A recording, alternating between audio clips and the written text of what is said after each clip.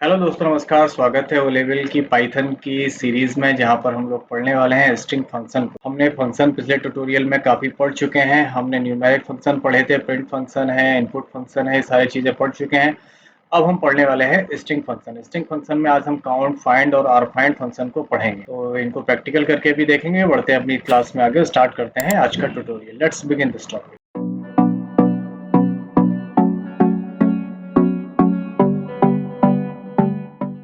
Python में string function ऐसे function होते हैं जो स्ट्रिंग यानी टेक्स्ट पर काम करते हैं। स्ट्रिंग का मतलब ही होता है, string is a set of character. बहुत सारे अक्षरों को मिला के जो शब्द बनता है उसे हम स्ट्रिंग बोलते हैं। ये फंक्शन उसी पर काम करते हैं। पाइथन में स्ट्रिंग फंक्शन की मदद से हम अपने स्ट्रिंग को एनालाइज कर सकते हैं, सर्च कर सकते हैं, मॉडिफाई या ट्रांसफॉर्म कर सकते हैं। यहाँ पर आज हम तीन बेसिक और बहुत मल्टी उपयोगी फंक्शन को पढ़ने वाले हैं, जो है काउंट फंक्शन, फाइंड फंक्शन और आर फाइंड फंक्शन। ये तीनों स्ट्रिंग फंक्शन के ही हिस्से हैं, और भी होते हैं लेकिन फिलहाल हम ये तीन पढ़ने वाले हैं। ये तीनों के तीनों स्ट्रिंग पर काम करते हैं। बस ध्यान ये रखना है कि ये सिर्फ और सिर्फ स्ट्रिंग पर काम करेंगे, स्ट्रिंग के अलावा ये किसी भी दूसरे चीज पर काम नहीं करते हैं। तो एक एक से हम इन तीनों फंक्शन को चला के देखेंगे और इनकी प्रैक्टिस करके भी देखने वाले हैं। तो पहला हमारा जो फंक्शन है उसे हम बोलते हैं काउंट फंक्शन। काउंट फंक्शन क्या करता है? यह फंक्शन स्ट्रिंग में किसी कैरेक्टर या सब स्ट्रिंग की गिनती करता है, यानी वह बताता है कि सब स्ट्रिंग कितनी बार आई है। इसका अगर हमें सिंटैक्स लिखना है तो हम इस तरीके से string dot count function use करते हैं और यहाँ पर सब स्ट्रिंग लिख देते हैं।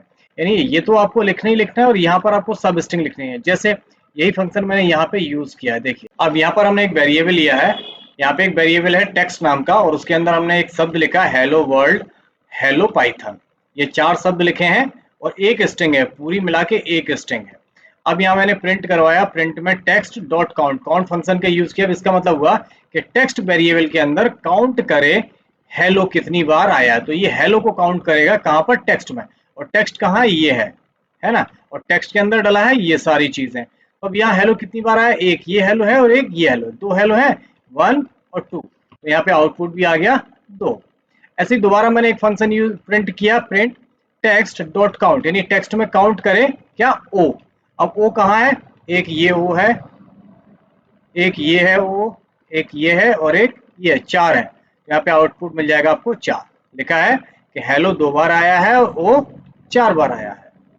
तो this is how to use count function. चला के देख लेते हैं पाइचाम पर। वेरिएबल लिया टेक्स्ट इज इक्वल टू, और उसके अंदर हम डालते हैं हेलो स्टूडेंट्स, कॉमा लगाया हेलो एपीटी, मैंने यहाँ पे लिख दिया। ठीक है। अब यहाँ पे अगर हम प्रिंट करवा रहे हैं तो प्रिंट में हमारा टेक्स्ट प्रिंट होगा, लेकिन टेक्स्ट में हमें गिनती करना है, तो हम यहाँ पे काउंट फंक्शन यूज करेंगे। और काउंट के अंदर हम यहाँ पे लिखवा देते हैं कि काउंट के अंदर काउंट क्या करो? हेलो काउंट करो, HELLO। ये हेलो काउंट करेगा काय के अंदर? टेक्स्ट के अंदर। अब समझ में आया ये क्या कर रहा है? ये हमारा वेरिएबल है टेक्स्ट, इसके अंदर हेलो स्टूडेंट, हेलो एपीटी लिखा है। अब हमने प्रिंट करवाया, प्रिंट में कह दिया कि टेक्स्ट में गिनती करे हेलो की। तो अब हेलो यहाँ एक ये है और एक ये है। अब इसी प्रोग्राम को हम चला के देखते हैं, और जैसे ही रन करेंगे तो देखो यहाँ पे आंसर आ गया 2, क्योंकि हेलो यहाँ पे 2 बार है। क्लियर? समझ में आ गया आपको? ठीक ना। इसी तरीके से अगर मैं यहाँ प्रिंट करवा देता, प्रिंट, और यहाँ पर मैं लिखता काउंट करे किसको? हेलो को प्रिंट ना करके सिर्फ काउंट करे ई को काउंट करे। ठीक। अब ई यहाँ पे कितनी बार आया? एक ये है ई, एक ये है और एक ये, 3 है। तो इसको जब हम चलाएंगे तो आंसर आएगा 3। अब समझ में आ गया होगा कि काउंट फंक्शन आपके टेक्स्ट में, आपके वेरिएबल में स्ट्रिंग के अंदर वर्ड, किसी शब्द को या उनके अंदर किसी अक्षर की गिनती करके आपको आउटपुट देता है। इसके बाद हम लोग देखने वाले हैं फाइंड फंक्शन। फाइंड फंक्शन क्या करता है? यह फंक्शन स्ट्रिंग में किसी सब स्ट्रिंग की पहली बार उपस्थिति का इंडेक्स नंबर देता है।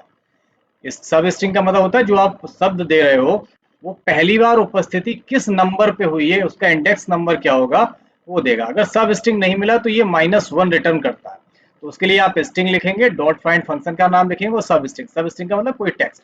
अब देखिए इसको चला के देखा मैंने, यहाँ पे एक प्रोग्राम बनाया है, टेक्स्ट एक वेरिएबल लिया, उसके अंदर लिखा मैंने वेलकम टू पाइथन प्रोग्रामिंग। 4 शब्द हैं, 1 2 3 और 4। अब यहाँ पे मैंने प्रिंट फंक्शन यूज किया, प्रिंट के अंदर टेक्स्ट ये वाला वेरिएबल उठा लिया। अब दिखवा रहे हैं कि टेक्स्ट के अंदर फाइंड करे, यानी ढूंढे किसको? पाइथन को, तो इसका आउटपुट आया 11। अब क्यों 11 आया ये बात समझनी है। कंप्यूटर में जब भी आप स्ट्रिंग स्टोर करते हो तो स्ट्रिंग का स्टोरिंग का जो कॉन्सेप्ट होता है वो इंडेक्सिंग की तरह होता है, और इंडेक्सिंग में वैल्यू कुछ इस तरीके से स्टोर होती है, ऐसे ऐसे करके, है ना। और इनको वो नंबर देना, स्टोर कर नंबर देना, इंडेक्स के नंबर हमेशा 0 से स्टार्ट होते हैं।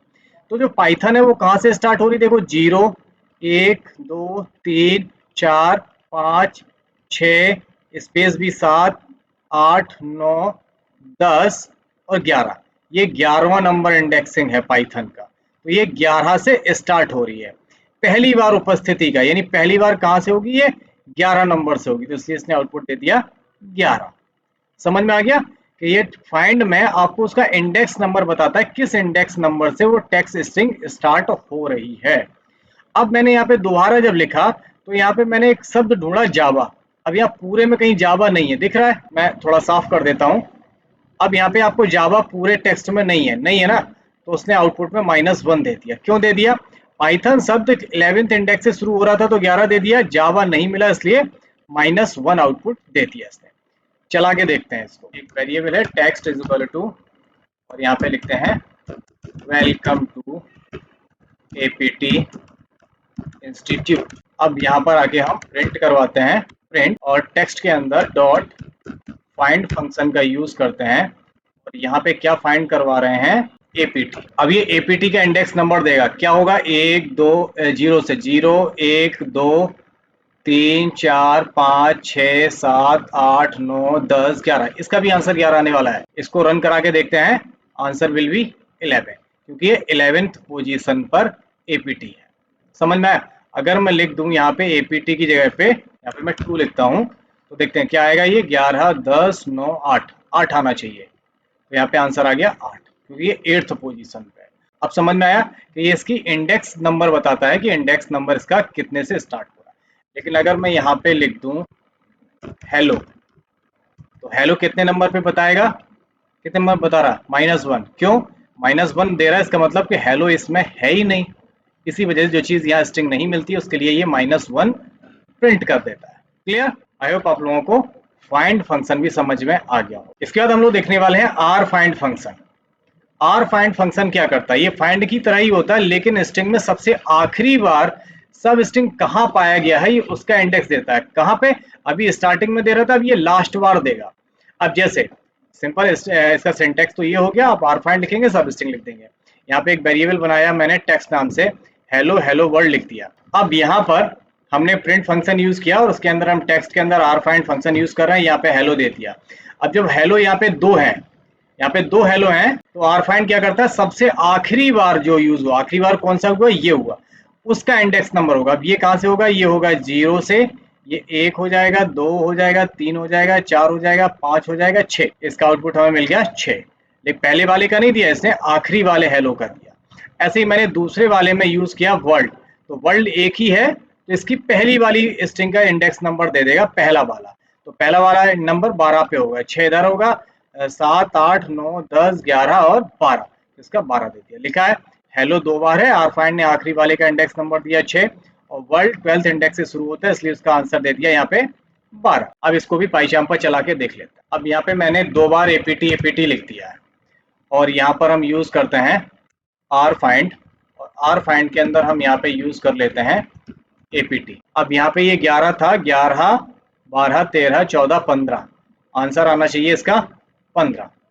क्यों, क्योंकि ये दूसरा वाला एपीटी ना 15वें इंडेक्स पर होगा। यहाँ पे काउंट कर लो, 0 1 2 3 4 5 6 7 8 9 10 11 12 13 14 और ये 15, 15वें नंबर से एपीटी स्टार्ट हो रहा है।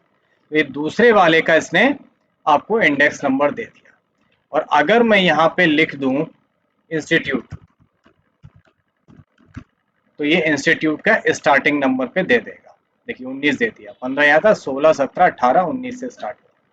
तो इस तरीके से हम आर फाइंड में अगर मल्टीपल स्ट्रिंग है तो उनकी आखिरी वाली स्ट्रिंग का इंडेक्स नंबर देगा, और अगर सिंगल है तो उसका स्टार्टिंग इंडेक्स नंबर दिखा देगा। This is how to use R find function. तो दोस्तों ये थे हमारे स्ट्रिंग के तीनों फंक्शन, जिसमें हमने फाइंड, आर फाइंड और काउंट फंक्शन को पढ़ लिया है। अगले ट्यूटोरियल में हम और बहुत सारे स्ट्रिंग के फंक्शन पढ़ने वाले हैं। तो मिलते हैं अपने अगले ट्यूटोरियल में। तब तक अपना ख्याल रखिए, स्वस्थ रहिए, सफाई बना के रखिए। टेक केयर, गुड बाय, जय हिंद।